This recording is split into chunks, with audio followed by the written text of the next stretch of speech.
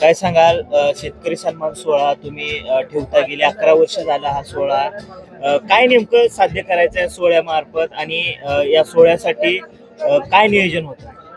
आमचा विजय कृषीचा शेतकरी डाळिंबामध्ये अतिशय कष्ट करून उत्पादन मिळवत असतो, चांगल्या प्रकारचं उत्पादन मिळवतो, पैसे मिळवतो.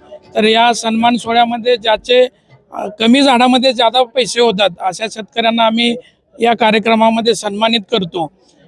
त्याच्यामध्ये अगदी 1 एकरामध्ये 20-20 लाख 25-25 लाखाचे उत्पन्न घेणारे शेतकरी आपल्याला या सन्मान सोहळ्यामध्ये पाहायला मिळतात. त्यांचं अनुकरण करून इतर शेतकऱ्यांनाही प्रेरणा मिळावी या उद्देशानं आम्ही गेली 11 वर्ष झालं हा सन्मान सोहळा आयोजित करत आहोत. काय स्वरूप होतं सोहळ्याचं? किती लोकांना तुम्ही पुरस्कार जाहीर केले? यावर्षी आम्ही 2 गटामध्ये शेतकऱ्यांचा सन्मान करतो, लहान गट आणि मोठा गट. तर मोठ्या गटामध्ये जे कोट्यधीश शेतकरी आहेत, डाळिंबामधून जे करोडोंचं उत्पादन घेतले अशा 10 शेतकऱ्यांचा आम्ही सत्कार करतो. त्याचबरोबर लहान गटामध्ये प्रति एकर ज्या शेतकऱ्यांचं जास्त उत्पादन मिळालेलं आहे अशा 10 शेतकऱ्यांचाही आम्ही या सन्मान सोहळ्यामध्ये सन्मान करत असतो. मला सांगा कोणकोणत्या भागातल्या कंपन्या या कार्यक्रमासाठी आल्या होत्या आणि शेतकऱ्यांना काय त्यांनी मार्गदर्शन केलं?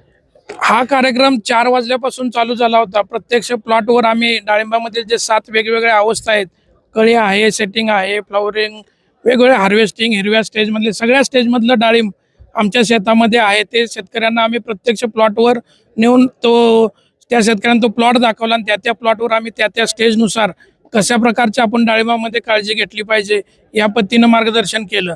त्यानंतर सन्मान सोहळ्याच्या कार्यक्रमामध्ये आम्ही शेतकऱ्यांचा सत्कार केला.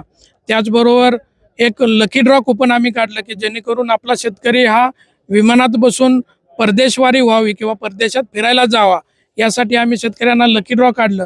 त्यामध्ये 100 कुपन आले होते. 100 पैकी 10 शेतकऱ्यांची निवड आम्ही या परदेश दौऱ्यासाठी या लकी ड्रॉच्या माध्यमातून केलेली आहे. त्यानंतर आता स्नेहभोजनाचा कार्यक्रम आहे. मला सांगा आटपाडी तालुका हा डाळिंबाची पंढरी म्हणून ओळखला जाणारा तालुका, पूर्वी जे डाळिंबाचं क्षेत्र होतं त्यापेक्षा आता क्षेत्र वाढले की कमी झाले? डाळिंबाचं क्षेत्र आटपाडी सांगोला हे 1988-85 पासून जवळपास आहे. पण मधल्या 2020 नंतर जे पाऊस वाढला, हवामानात जो बदल झाला त्यानंतर डाळिंबाचं क्षेत्र झपाट्यानं घटलं. परंतु गेल्या वर्षीपासून गेल्या 2 वर्षात परत डाळिंबाचं क्षेत्र तेवढ्याच जोमानं आटपाडी सांगोला सर्वच डाळिंब विभागात वाढत आहे. तालुक्यातील किंवा तालुक्याच्या बाहेरील महाराष्ट्रातील संपूर्ण शेतकऱ्यांना तुम्ही काय आवाहन कराल? डाळिंबाचं वर्षभर नियोजन करून, काटेकोर नियोजन करून, योग्य मार्गदर्शन घेऊन जर आपण डाळिंब शेती केली तर डाळिंबामध्ये निश्चितच चांगला पैसा मिळतो. फक्त वर्षभर काम करण्याची शेतकऱ्याची चिकाटी, जिद्द, तयारी असावी. अनेक तरुण बेरोजगार आहेत, नोकरीच्या शोधात आहेत. अशा तरुणांना तुम्ही काय सल्ला द्याल? आज रोजगार हा तसा फार अवघड झालेला आहे. परंतु जर आपली शेती जर आपण केली, खास करून आपल्या भागामध्ये जर आटपाडी सांगोला या परिसरात डाळिंब शेती केली, डाळिंबाकडे जर नवीन तरुण वळले तर ते अधिक जोमानं काम करतील आणि चांगल्या पद्धतीने उत्पादनही घेऊ शकतात. इतर व्यवसायापेक्षा डाळिंब शेतीतून कोट्याधीश होता येतं हे आज आपण पाहिलंय ना. आज जवळपास 8 शेतकरी या ठिकाणी अगदी 2 कोटी, 2.25 कोटी, 1.5 कोटी म्हणजे 1 कोटीपेक्षा जास्त उत्पन्न घेणारी आपल्याला या ठिकाणी आजच्या सन्मानामध्ये पाहायला मिळाले आहेत.